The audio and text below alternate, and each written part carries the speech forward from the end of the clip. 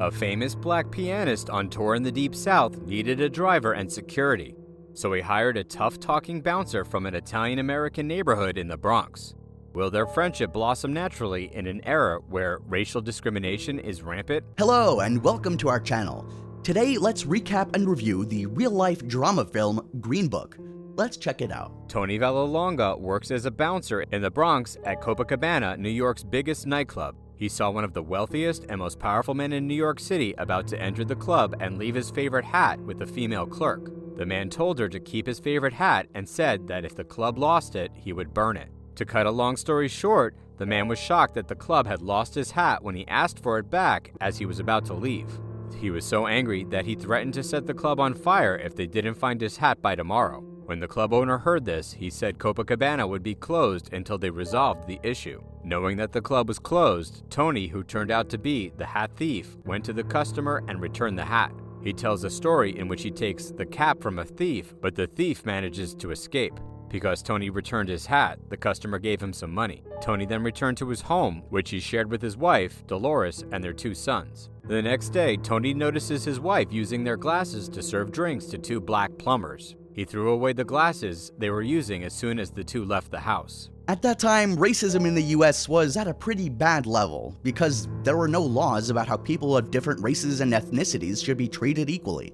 Like most people in the US, Tony thought black people were inferior. Tony, who had already left for work, returned home that afternoon and informed his wife that Copacabana was still closed due to renovations. He then got a call from a friend who told him that a famous pianist named Don Shirley needed a personal driver. Don was going to do an 8-week concert tour in several cities in the US. When Tony heard of the offer, he was interested and asked for Don's home address. Tony went to the Don's luxurious house the next day and was surprised to learn that Don was a black man. Don was dressed in a white robe with gold embroidery and jewelry and sat in a high chair resembling a king's throne when he met Tony. Don told Tony he needed a driver and a personal assistant for $100 a week to take care of all his needs during the tour. On the other hand, Tony declined Don's offer because he did not want to be his servant. Don then raised his weekly offer to $125. After seeing Tony's excellent work references, he dared to raise his bid. After reaching an agreement, Tony agreed to work for him. They began planning the concert tour as soon as possible, intending to return to New York City on Christmas Eve. Don's record company gave Tony the car keys and a green book before the trip. It is a book that helped black travelers find motels, restaurants, and gas stations in the Jim Crow South. Tony and Don initially clash because Tony dislikes it when Don tells him to act more refined, and Don is also too proud. They finally got to Pittsburgh in the evening, where Don would start his concert and perform in a luxury hotel for white people. Don served a memorizing piano performance with his 2 musical accompaniments, Oleg and George. Everyone who witnessed it, including Tony, was taken aback. He had no idea black people could be so talented at playing the piano. As his assistant, Tony ensured that everything was ready for Don's concert in Hanover. But Tony was surprised when he learned that Don would use a filthy piano. When he asked one of the cleaners to help, the man refused and said a piano full of trash was perfect for black people. Tony, enraged, beats the janitor. Due to Tony's efforts, Don can finally use a cleaner piano, and his performance dazzles the audience. Tony now likes Don more because of how good he is at the piano, but he doesn't understand why Don, who is black, wants to entertain white people who have always looked down on him. Tony and Don finally got to Riley for their next concert. At first, all the white people there were glad to see him, but when Don was about to go to the bathroom, one of the officers told him to use the black toilet in the courtyard, which was just a wooden stall. Don suddenly felt humiliated because of this unfair treatment. He then asked Tony to drive him to their inn so he can pee. Tony was even more confused about why Don stayed quiet and smiled at white people who mistreated him when he wasn't on stage. Don's cellist, Oleg, later told Tony that this was not the first time Don had received verbal and physical abuse from white people. The next day, Tony was about to write a letter to his wife and sons to say how much he missed them. When Don read the letter, he thought Tony's words were terrible. He then helps Tony change the words in his letter to make them more romantic and heartfelt. When Tony's letter finally got to Dolores, she read it and was very moved by how beautifully written it was. Tony and Don finally make it to Memphis and stay at a hotel. Tony runs into 2 friends who are surprised to learn he works for a black man. They thought Tony needed money so badly that he wanted to become a black male servant. One of his friends offered Tony a job, but he politely declined the offer. Later that night, Tony gets a call from a friend asking him to grab a drink at a bar. But when Tony left the room, he was surprised to see Don standing outside his door. Don thought Tony would take a job from his friend, so he doubled Tony's pay to keep him working for him. However, Tony promises Don that he'll keep working for him as agreed and won't take another job, even if the pay is higher. I wouldn't do that. This is the true meaning of loyalty and respect. Salute to Tony. After that, Don and Tony chatted in the hotel lobby. Don told Tony about his beginnings as a pianist and how a record label signed him. Tony then suggested that Don play the piano with his favorite music rather than just classical music, because, in his opinion, people don't care about the classical music Don plays. People were just impressed by how well Don played the piano, so it would be great if he played other music. Tony's compliments and support touched Don. However, the record company signed him to play only classical music. After discovering Don in a homosexual encounter with a white man at a pool in the South, a group of white men beat him and threatened his life during a later tour of Louisville. Tony bribes police officers to keep the musician from being arrested.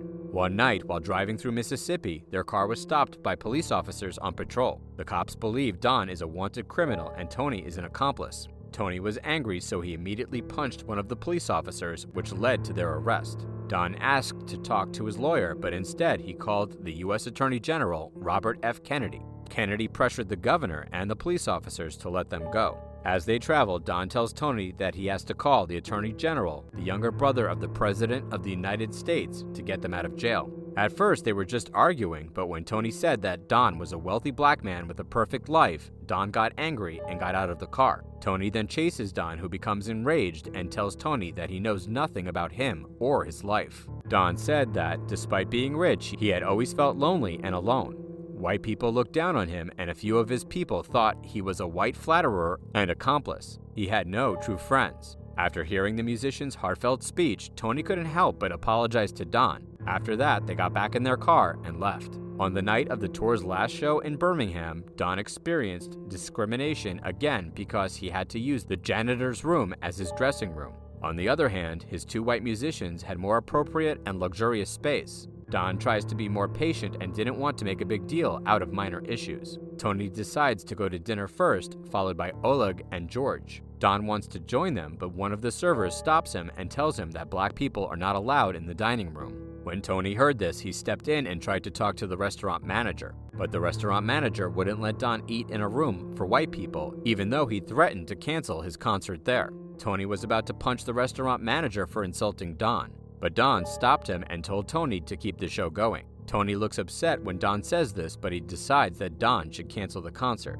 Tony and Don then left to have dinner at a black blues club. Knowing Don was a pianist, one of the waitresses invited him to perform on stage in exchange for not having to pay for their meal. People in the club stopped talking as soon as he started playing the piano. They fell in love with Don because he played the piano well. After that, the band members asked Don to join them on stage, and he seemed so happy because he could finally play the music he liked without pretending. When the fun was over, Don and Tony went to their car and drove back home as fast as they could. On Christmas Eve, Tony and Don have many different experiences that can change how they see life. But on their way home, a snowstorm hits and the two of them are stuck. Tony was about to find a nearby inn where they could stay the night, but Don stopped him and told him that Tony had to go home tonight to spend Christmas with his family. Tony is exhausted from the journey, so Don drives him home. This truly depicts the meaning of the song, "That's what friends are for good times or bad." After the long drive, they arrived at Tony's house. He invites Don to dinner with his family, but Don declines and returns home.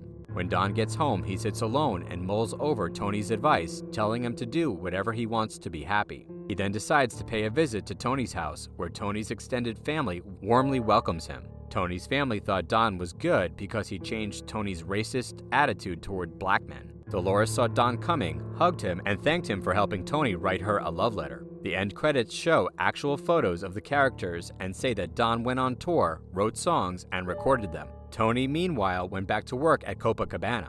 It also states that Tony and Don remained friends until their deaths, just months apart in 2013. Green Book is as smooth as they come, thanks to two incredibly talented leads who give the film its identity as a touching tale of friendship. They cover a lot of ground at once with ease and fluidity.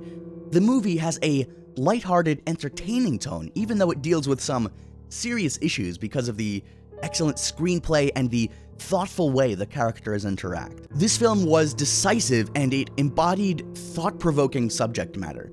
The film had the best chemistry between the two male leads and was highly relevant concerning what's happening in the world right now especially. This film celebrates humanity, dignity, and effortless brilliance in its screenplay. Please subscribe to our channel to be notified when we upload, and let us know down below what movies you think we should recap next.